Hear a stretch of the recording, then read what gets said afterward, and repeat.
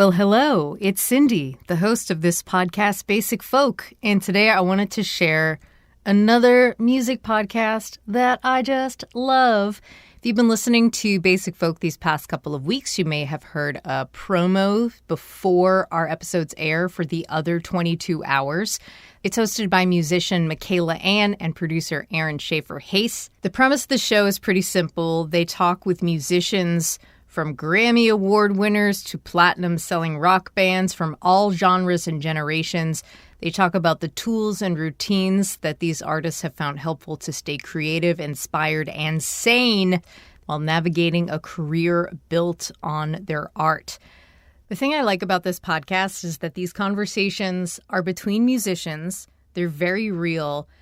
The musicians share insights that go beyond like bio questions, and they talk about things that can actually translate into non-musicians like myself and perhaps you into our lifestyle. They dive in deep right from the start every single time.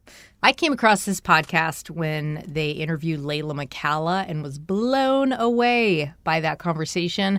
Some other favorites have been William Prince, Gretchen Peters. Today we're going to share their conversation with Mary Chapin Carpenter. Just wanted to pop on here before the show started and say that I hope you enjoy and subscribe and follow and support Aaron and Michaela on the other 22 hours. This is the Other 22 Hours podcast, where our goal is to provide musicians and other creatives with tools to create sustainability so you can sustain your creativity.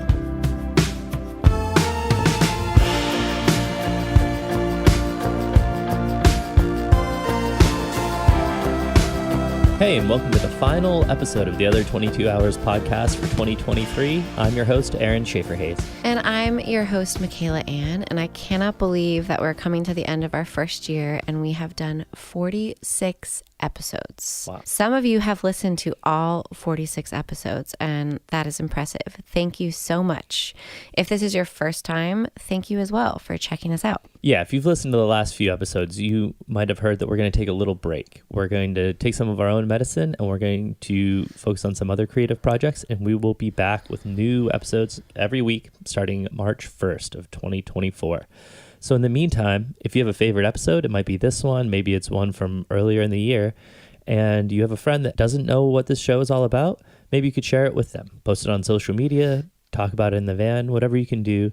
It's the best way for us to get in front of more listeners, and that's the best way for us to continue to do this every week and bring you new guests and new ideas. So we'd really appreciate that. And we're not your typical music promo show. We are not music journalists. We are artists ourselves, and we like to think of these as conversations rather than interviews, where we talk to artists and bands that we love and respect about how they stay healthy, how they stay connected to the actual work of writing songs and making music, and how they've learned to develop tools and routines that have been helpful to stay inspired, creative, and sane while building a career around their art. And we've done that by deciding that we're going to focus on what is within our control. Because as we all know, there's so much in this business that is outside of our control. And so as Michaela said, that's our habits, our mindsets. And we've distilled that down to a question that we don't directly ask, but it's the core of everything we ask in this show. And that is, what do you do to create sustainability in your life so that you can sustain your creativity? And today we get to ask that question of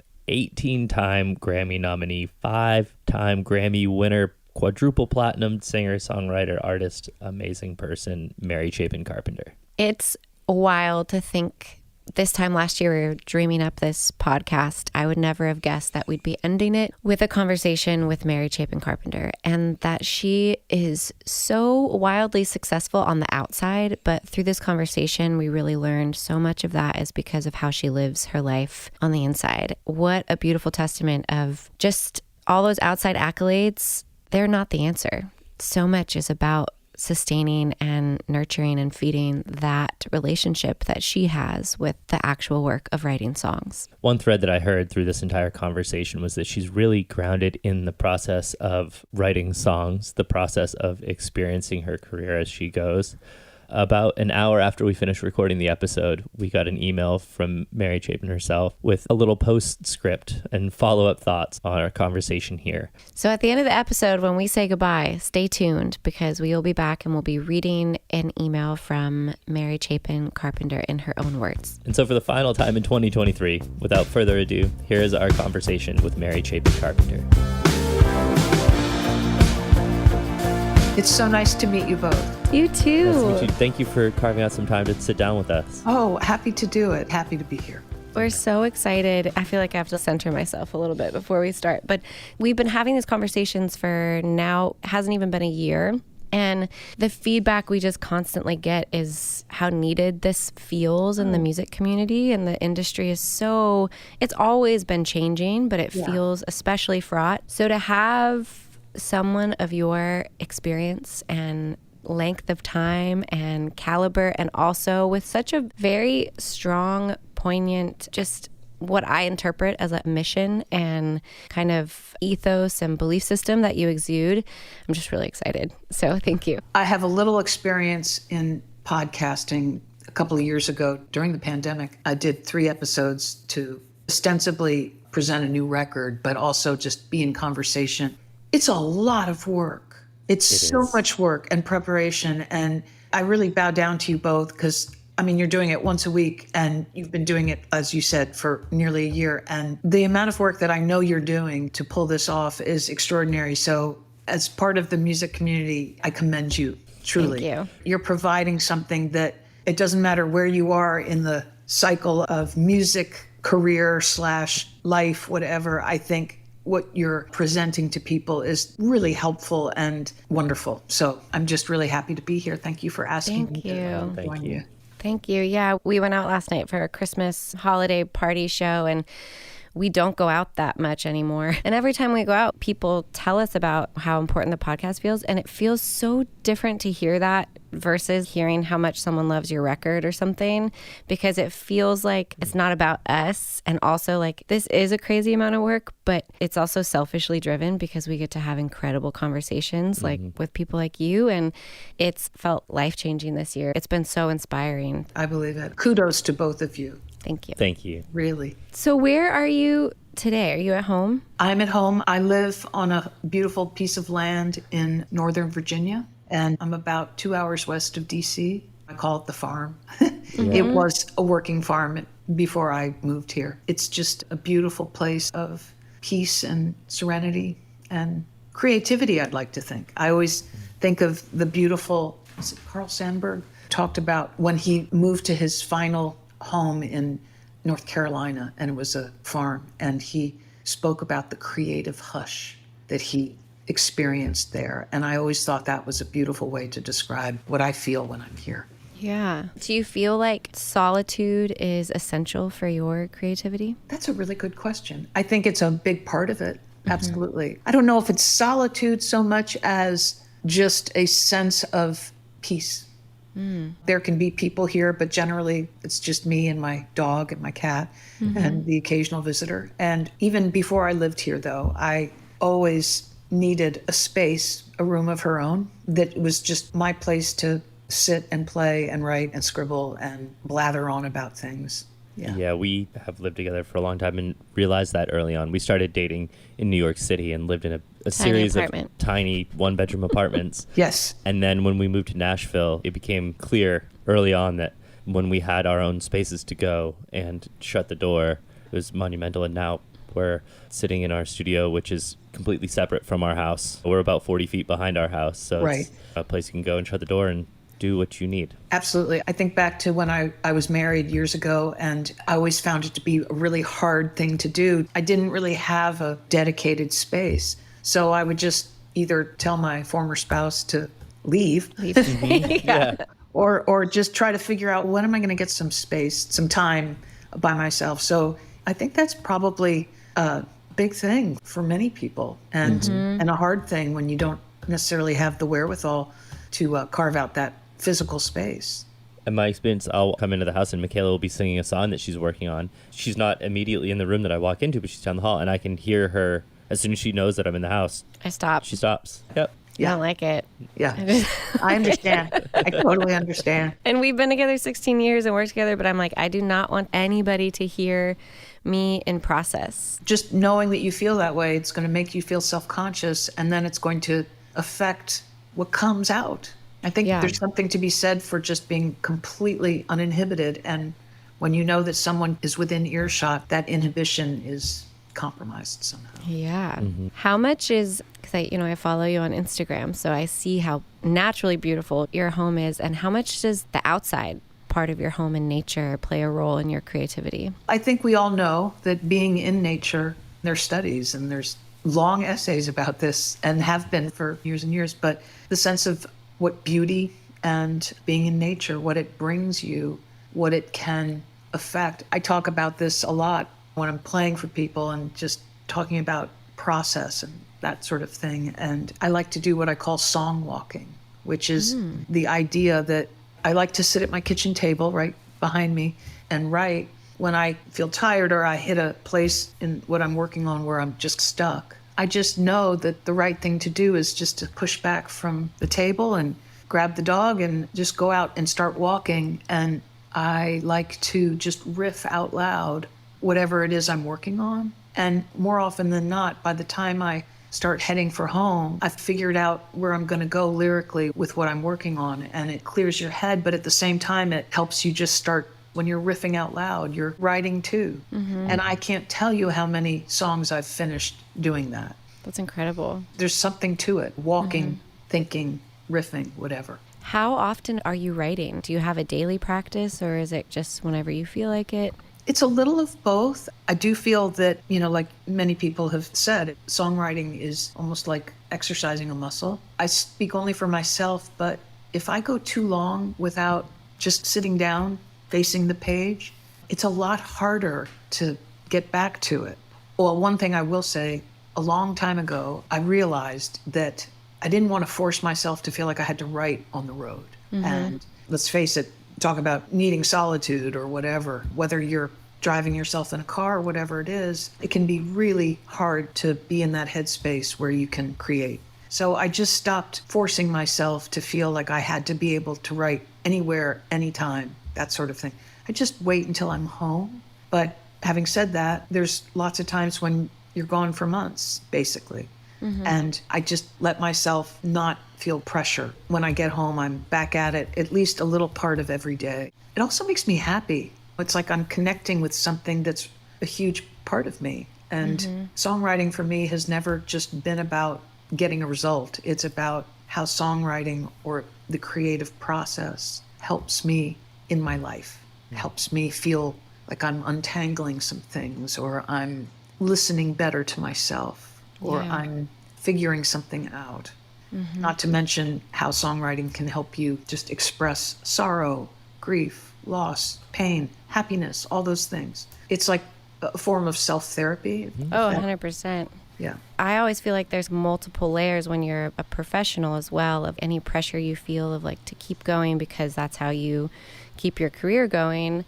I've talked about it many times on this podcast. The last few years, I went the longest I've ever gone without writing a full song. I think it was probably like 2 years. I had a baby and my mom had a stroke when I was 5 months pregnant. So a lot of very challenging life changes. Yes. And I felt very panicked because I thought, oh, am I done? Do I have to figure out a new career path now? Did it scare you when you were thinking about that? Yeah. Yeah, it scared me. And Aaron's nodding because he would hear about it constantly. I took the ride as well. But even more than that, it was like identity stuff, like who am I if I'm not a songwriter? Right. I also coach songwriting. And so am I, like, who am I to teach if I'm not doing it myself? But the biggest thing I've realized now that I'm past that, and now I've written, like 25 songs in the past year, and very thankful for that. Right on. Yeah. It taught me a few different things. One, there was this layer of grief. Like, I was panicked, but I was also just deeply sad because I couldn't connect to that source. I couldn't synthesize all that was going on in my life. And so I was missing that experience and that release and that relief. And I would sit and try, and it wasn't enjoyable. And I just so I was grieving that. But then I've also learned that you really have to give yourself the time, that there's so much more to life than just synthesizing what's happening in life all the time. As essential as creating feels to me, sometimes you have to let all that's happening in your life just happen. And just stating the obvious, using my kitchen table as my spot. It's like, you know what's going on when you come downstairs and you stare at the kitchen table and you walk right past it. And try to like, I'm not looking over there. I'm not going over there kind of thing. Mm-hmm. What you've just described, Michaela, just the idea that you're grieving something that's a really big part of you. So there's those times when it's just not, for whatever reason, accessible to us, or we don't have the time, or life is too crazy or whatever. And there's the other times when you're just trying not to look at it and remind yourself, oh shit, I have not sat down and worked. It's both those things, right? Mm-hmm. It's just trying to find the balance in anything in our lives. Yeah. And being gentle with yourself through that. It's such fertile ground for shame, you know? It sure is. What you were saying also about identity. There was a couple of years where I had a serious illness and it was a shit show. I couldn't tour, couldn't work, wasn't writing, and not to be overly dramatic, but I just didn't know what the future was going to hold in terms of being able to get back to what I thought I was, who I thought I was, what I thought I was doing. That period of time where, for the first time, I think I really understood how much my sense of purpose and meaning in life and identity was so tied up in music and creativity, and not knowing for a period of time if I was ever going to get back to that.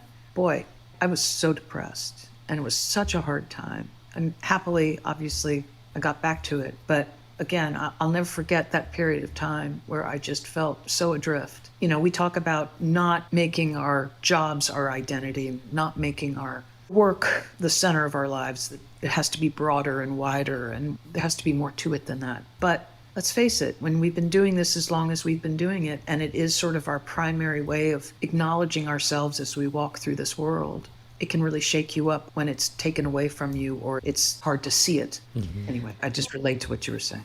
That's what's so challenging, and one of the inspirations for this podcast of the other 22 hours. Yes, we're whole humans, and how to honor that so that you can continue to create. But when creativity and creating songs, yes, we all hope or do get paid for it as our work, but it's also just like a vital part of who we are. So it's different than if I'm, I don't know, a carpenter or something. I don't know if maybe a carpenter feels, we'll ask your dad if he feels like being a carpenter is like so essential. But I feel like musicians feel like this is like breathing. This is who I am. And then it gets so complicated when you bring in money and outside validation and opportunity and work and all these things. I mean, the one thing I feel like I know about myself, and the things we think we know about ourselves can change day to day, but I really hold this very dear, and that is, if I had never been fortunate enough to have this so-called career, I still would have always played music, written songs, figured things out by trying to be creative. I know this to be true. The career and all the things that go with that and the things that are hard about, that's given, we know that. But for myself, I know that if it had never gone this way, I'd still be playing music. That's the thing I hold on to no matter what. Mm-hmm. I'm wondering, first, that's so beautifully said. And you had shared this illness you had, this experience you had. Now that you're on the other side of it, could you share some about how that changed things for you, your creativity, your process, or if it didn't, if you just had gratitude to be back? I don't think it changed how I do what I do. It just made me more grateful for it. Yeah. It didn't change how I write. Before I got sick, I was always happy when I was able to finish a song, but I'm still really happy when I finish a song now. So it didn't change the process. It just really, what it did affect in just every way in my life, just gratitude for just all the things, the quotidian elements of our days. Yeah. How has career ambition and success played a role in your creativity? I mean, obviously I've known of you for a long time, but when I was like really looking at your credits of like 18 Grammy nominations, 5 Grammys, like multiple records that are quadruple platinum, like it's astronomical success. from the outside, I've never had success like that. So from the outside, I would think that can be such an emotional roller coaster, because even in the small little realms, artists are sensitive. I feel so sensitive to like something good happening. I'm so excited. And then the come down is like a sugar crash, you know, and then rejection is so painful. And so when all of that's heightened, what did that do to you, if anything? The first thing I want to say is that I still get rejected and I still feel marginalized. Like, those things don't go away. I think we think they do. At this point in my life, the wisdom of growing older, the best part of it is just learning not to care so much about things and not chasing the charts and all those sort of music biz things. The most important thing to me is pleasing my inner self of quality control, HQ, you know, just feeling like this is a song that I'm proud of. This is a tour I'm proud of. These people that I'm working with, I'm deeply moved and grateful to. Just all those things, but all the hard things, as you describe, rejection, feeling like you should be farther along than you are, whatever it is. Those things are always a part of life, right? You just have to not let them get in your way. But I have been doing this a long time, which kind of freaks me out. Yeah. I can't believe it, actually. But I still love what I do. And I still am grateful when I have moments of clarity. Well, what it is actually is like when you do feel rejected and you feel like, oh, I wish I'd been invited to do that, or, you know, whatever it is. It's being able to sit back and say, no one gets everything they want in life. No one. And I don't care who you are. No one does. It's the cliche, but it's all how you deal with it. And when things are tough, I think it's a natural thing to just try to take stock and just say, this is tough, but on the other hand, I have this to look forward to and that to be proud of. And I trust myself. I trust my instincts, and I trust my abilities, and I trust the universe. I really do. It's something that we noticed in our guests that we've spoken to that have navigated a career based on their art, measuring it in decades versus in years, is that with that longevity comes a return to, no matter the ups or the downs, what matters here is the art that I'm making. Absolutely. You know, I was thinking earlier, though, if I can put it this way, the service that you all are providing for performers, artists, songwriters, wherever they are in their arc of creativity in life. When I was starting out, there was no such thing as social media. There certainly was no such thing as cell phones. You know, every once in a while I'll think, I wonder how different life might have been if I'd had those sort of tools in my toolbox when I was starting out. What I started thinking about, though, was tipping it over and thinking the disservice that those tools do. It's like you turn your phone on, you look at Instagram or whatever, your algorithm is just filled with Taylor Swift Eras Tours videos or something because you looked at one. You know, hopefully people are smarter than this, but we all get sucked into things. And the problem is that some young, hardworking, beautiful soul wants to be a songwriter. But it's as if, and I have heard some artists say this, crazy, but it's almost like they say, if I can't have that level of success, then I don't want it, or I'm not going to try for it. But that's crazy, right? It's just crazy. And yet, that's what people think sometimes now. If you can't have that kind of success, then why bother? Yeah. I want to shake them and tell them, if that is your approach, you're never going to have that. Even if you do get to a level where your tour grosses $1 billion, you're still going to feel like you're lacking. There's because that only carrot one. is still on a stick that is, you know, attached to your back, and It's you're never going to crazy. get there. But the thing that we talk about a lot is, that I see as their disservice, is the constant measurement, Yes, where then we translate it to value. and comparison. And it happens so quickly and subconsciously that it's, you know, I'll go through this and then be like, well, I should be like smarter or stronger. And then I'm like, wait a second, this is like what this technology is actually built to do to us. Right. And to our minds and keep us addicted. It's all those things, as you say. And yet, when I was saying, I wonder what life would have been like when I was starting out if I had had these tools, what I think they do provide us is that it has enhanced our ability to have a DIY career. When I was starting out, you hoped and prayed that the local town that you were going to play that night would do a write-up in the local newspaper about you, and that the radio station would invite you to come in and sit down and talk on their morning show or whatever it was. It's like social media has obviously allowed us to bypass those gatekeepers. And for that, I think it's invaluable. And so much about the music business has changed since I started. But I think to be able to do it yourself, whether it's making a record on your laptop in your bedroom or, whatever it is, we all know that careers can happen from those things now. At any rate, it's the blessing and the curse. Totally. And I feel like we all also see, even though there's so much ability for us to have do-it-yourself careers, some of us have embraced it even more than others of, look at the freedom I have. And then some of us, depending on what time in your career, still put that, but I need the validation of the machine, the industry, the labels. I've heard a number of artists say, I just want one more label deal. I want to say, why? Time's a wasting, just leave it behind. We all adjust in our own good time. I very vividly remember being in my early 20s and literally saying out loud, I would just give anything to have a label or booking agent to complain about. I remember saying that. I understand what you're saying. Yeah. Now I'm like, cool, I got that. Yeah. If anyone from Yep Rock's listening, I'm not talking about you. Former booking agents, you know who you are.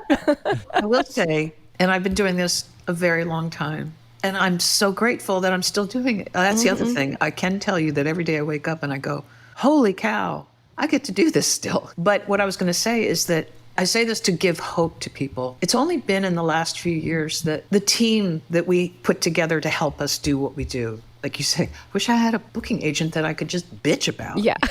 So I've had a few of those. Yep. I've had a few. But now, after doing this for how many years? 40 years practically. It's only now that I have the most wonderful team. In other words, it took me this long. At one time, I would have like the manager wasn't working out, or the booking agent wasn't working out, or the publicist wasn't working out. One thing here, one thing there, whatever. But it's only in the last few years that I can honestly say I have the most extraordinary group of people supporting me and working with me. In other words, it can take a long time to put that foundation together. And so I would say to anyone, don't lose hope. If one thing isn't working, but something else is, down the road, it might come together. Just don't give up. That's what I'm trying to say. Yeah.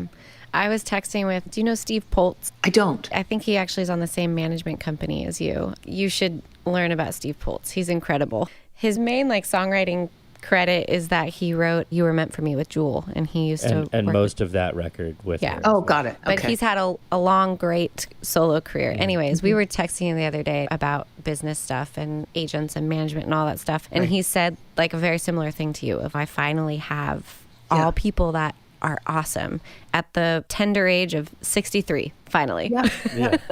I'm not going to name names. Years ago, I was working with a manager who didn't return my call for an entire year. Oh my God. Oh yeah. The way I look at it now is it taught me a lot about myself. It taught me a lot about the manager, obviously. After 3 weeks, I wish I had just said, this is not working. But as we all can hopefully understand, you just keep thinking, oh, I need to work harder. It's something that's wrong with me. Yes. Mm-hmm. We take the blame. Now I look back on it and I go, no, that was mismanagement. That was a terrible mistake to stay with that person for that long. But again, these are the things we learn. I have some stories. But I'm sure. We just had Gretchen Peters on. Oh, she's so great. She said that this industry can keep us in a position of, please, can I have?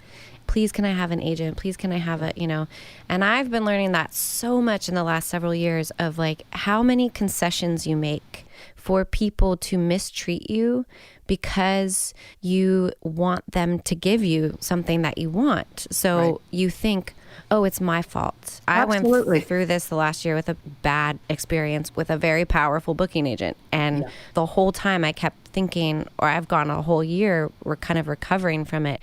At first it was, well, if I was better, if I was more undeniably talented, if I was more successful, if I sold more tickets, I wouldn't have been treated this way.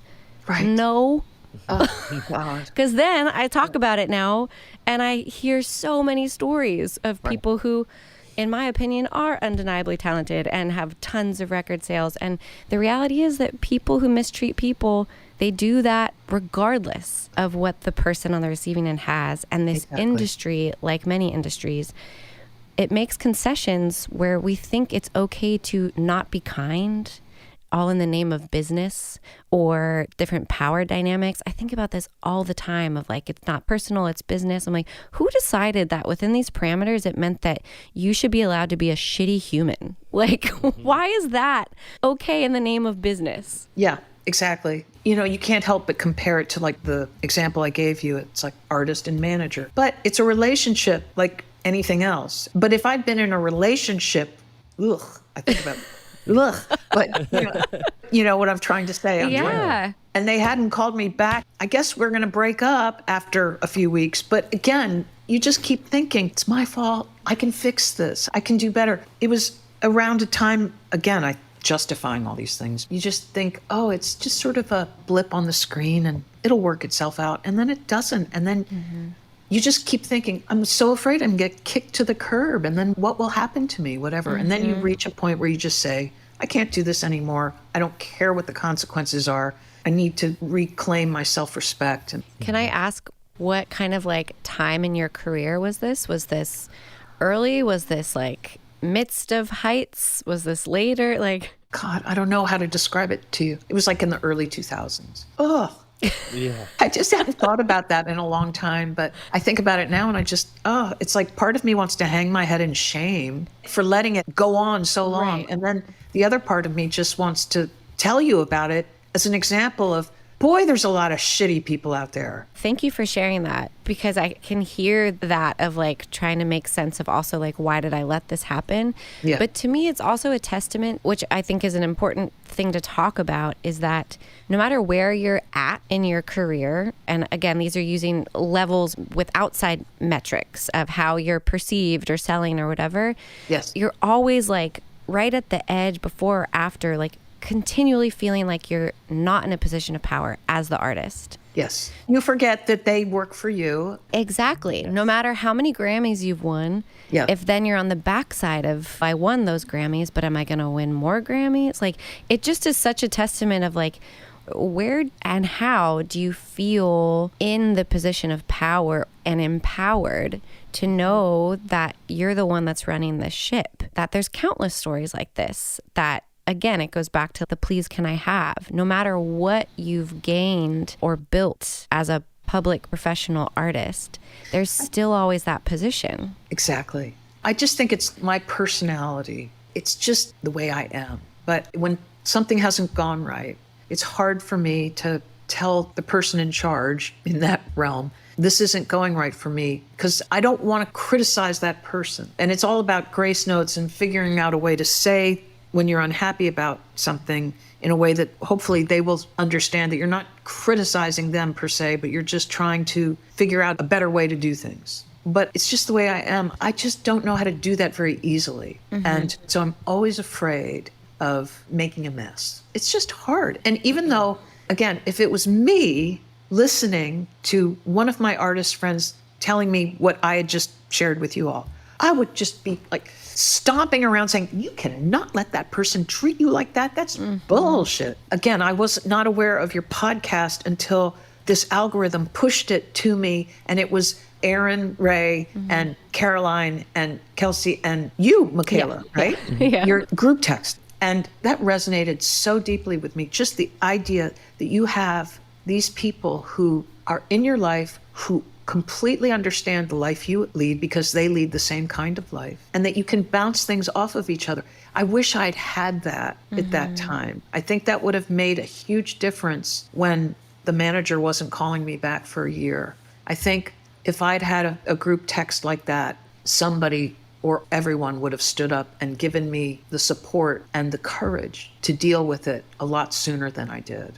but we do the best we can with what we have. But anyway, that group text, I think, is a beautiful thing. And that's what first connected me to what you all are doing. Yeah. As an outside observer of that group, it's a pretty amazing thing. We're actually just talking about the power in groups, and something that we used to say all the time on this podcast, but mold grows in darkness. So when you take shame and you share it in a group, and just somebody raising their hand, yes, I hear you, it can eradicate that shame so quickly, and it can be so grounding and so empowering to be like, yeah, no, this is weird. Right. It isn't just me. Absolutely. It would be so interesting to see how tough Kelly Clarkson's management or booking agent or Taylor Swift, whatever. Oh, yeah. Everybody's had to adjust and make changes in their careers and their lives and stuff. But we look at those artists and we go, they just have the tiger by the tail, But there's no doubt that they have had to deal with things too. Yeah. And I think that the group text support, I feel so grateful to have that. And the four of us are so conscientious also of like what we talk about of, we don't want people to feel like sad or envious that we're like a clique or something. More, we want to like share what the value is in trying to nurture that. And that's essentially what we're trying to nurture with the other 22 hours of not just building a podcast that has listeners, but to build a community around it where people can then, be listening. Oh my God, Mary Chapin Carpenter had a manager that's wasn't answering her. And like, that's kind of what I'm going through. And that's like the kind of exchange that I feel like we really need. And it is so easy to think that we are unique in our situations and our experiences. And just like you said, and blame ourselves. No matter how many of these conversations I have, I still find so much comfort in going back and listening to Rodney Crowell. We had a conversation with him and him sharing how insecure he felt about something, or how many people that you admire that also felt rejected or felt like failures. And you're like, oh, okay. So 18 Grammy nominations doesn't cure you of that? Nope. Wow. They do not. And they also don't, you still have bad managers out there. The more quote unquote success you gain and the more money you potentially bring in, the harder I would think it would be to decipher like who's really wanting to work with me for the right reasons, who believes in my music, my person. Well, first and foremost, I would say I work with a manager. Gosh, we've been together now for 12 years.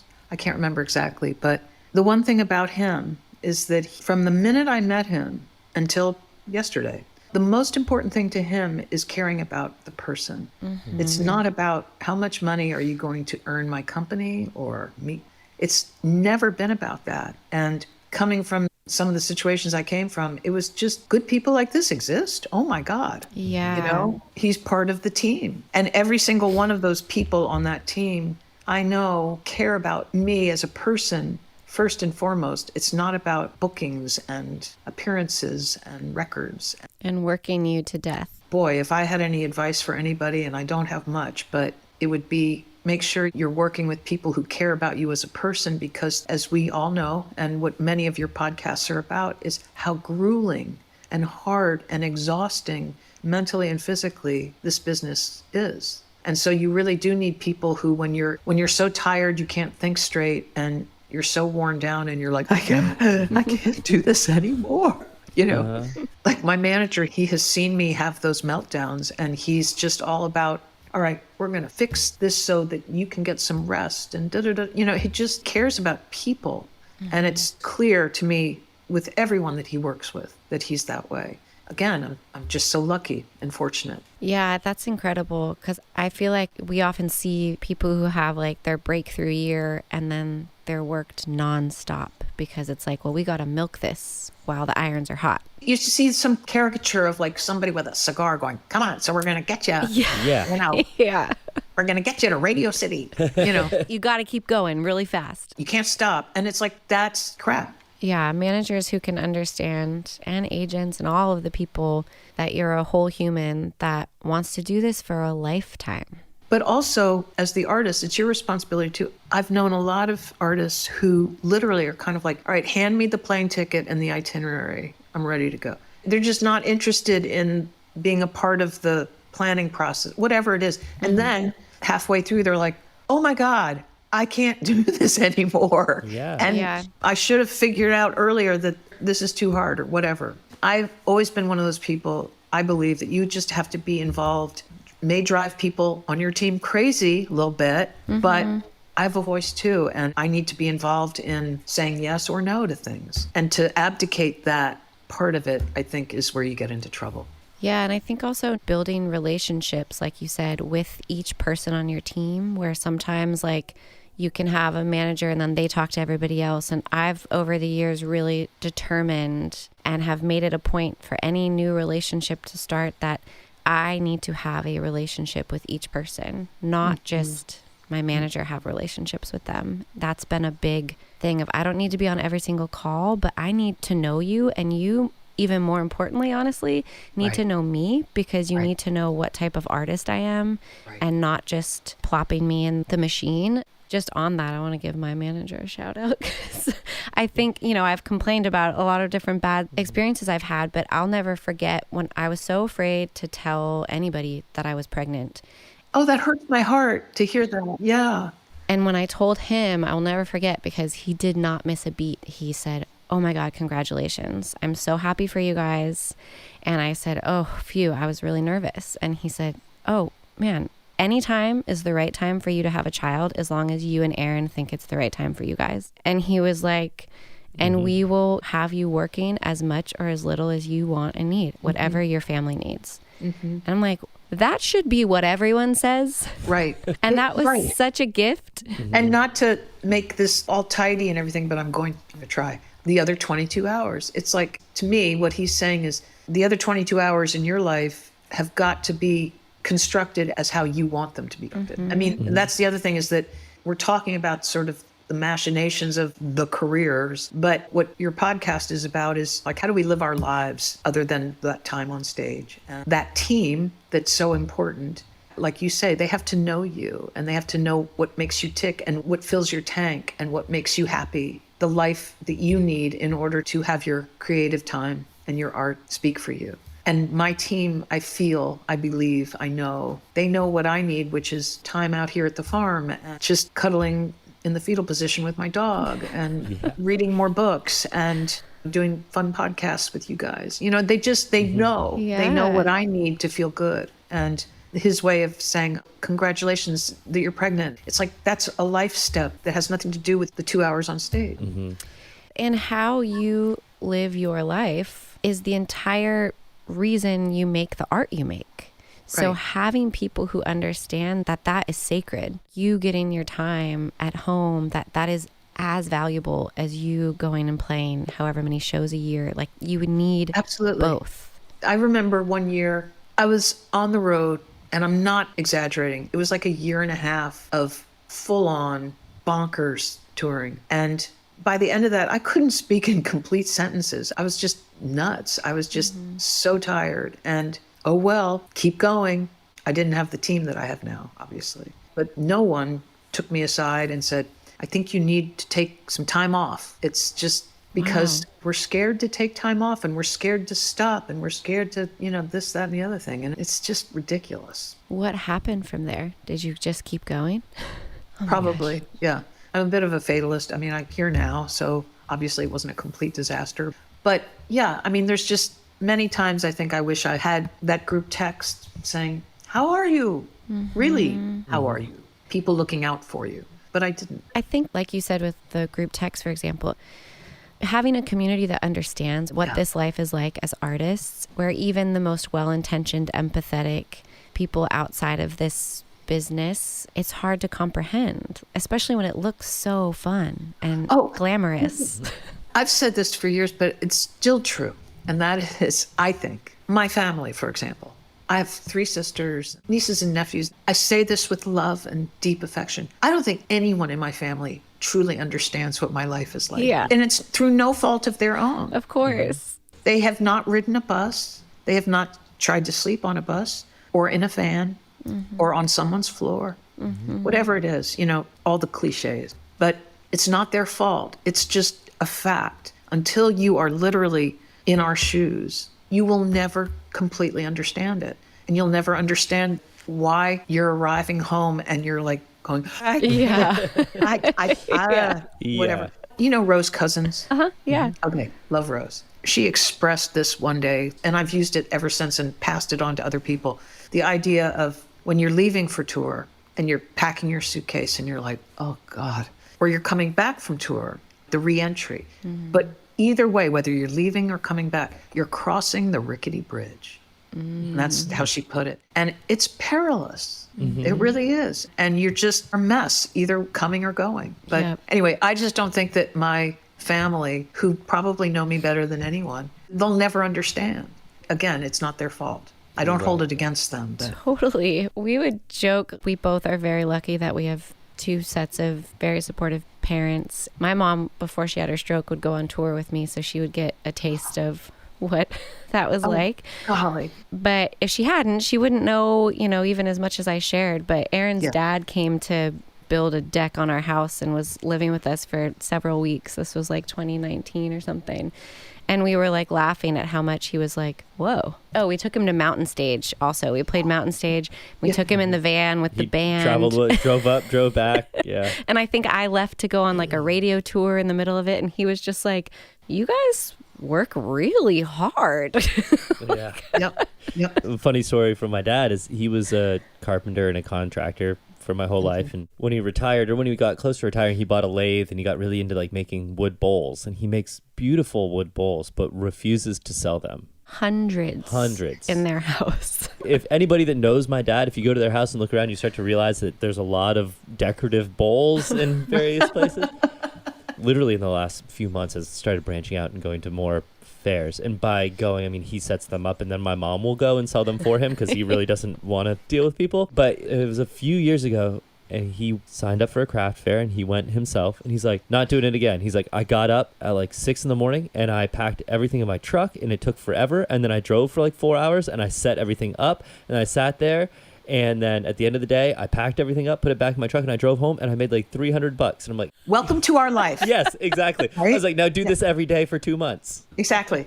Now you understand, Dad. Yep, there it is. Yep. Boy, that's a great story. Yeah.